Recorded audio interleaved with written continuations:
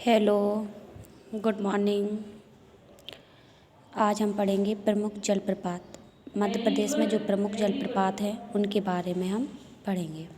शिवपुरी, सबसे पहले शिवपुरी में भदैया कुंड है, जलप्रपात है। रायसेन में वालकुंड जलप्रपात। बीना नदी बेतवा नदी की सहायक नदी है, वहाँ पर बेतवा नदी बह रही है, वहाँ भालकुंड जलप्रपात बना हुआ है। चूलिया जलप्रपात मंदसौर में है, चंबल नदी पर।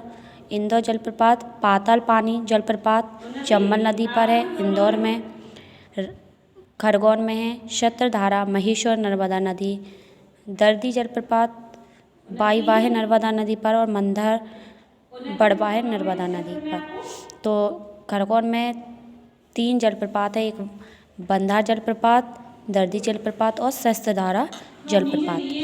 नेक्स्ट बैतूल होशंगाबाद जिले में 2 जलप्रपात हैं, 3 जलप्रपात हैं, जमुना जलप्रपात, अप्सरा जलप्रपात और रजत जलप्रपात। अप्सरा जलप्रपात और रजत जलप्रपात पंचमढ़ी में है। वी फॉल जलप्रपात भी कहते हैं जमुना जलप्रपात को।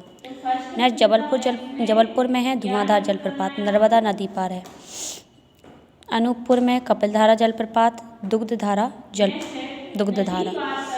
अनूपपुर में दोनों ही नर्मदा नदी पर बने हुए हैं। रीवा में पियावान जलप्रपात बीहड़ नदी पर बना हुआ है और चचाई जलप्रपात भी बीहड़ नदी पर बना हुआ है। मध्य प्रदेश का सबसे बड़ा झरना भी केवटी रीवा बहुवटी, ऊंचाई 98 मीटर, और भी जो सबसे बड़ा झरना है वो बीहड़ नदी पर बना हुआ है, चचाई जलप्रपात।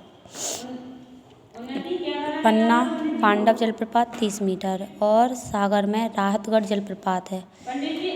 टीकमगढ़ में रानी खजूर कैन नदी पर बना हुआ जलप्रपात है। सागर में भालकुंड जलप्रपात है जो कि बीना नदी पर बना हुआ है, और बीना नदी पता है आपको बेतवा नदी की सहायक नदी है। थैंक यू, धन्यवाद।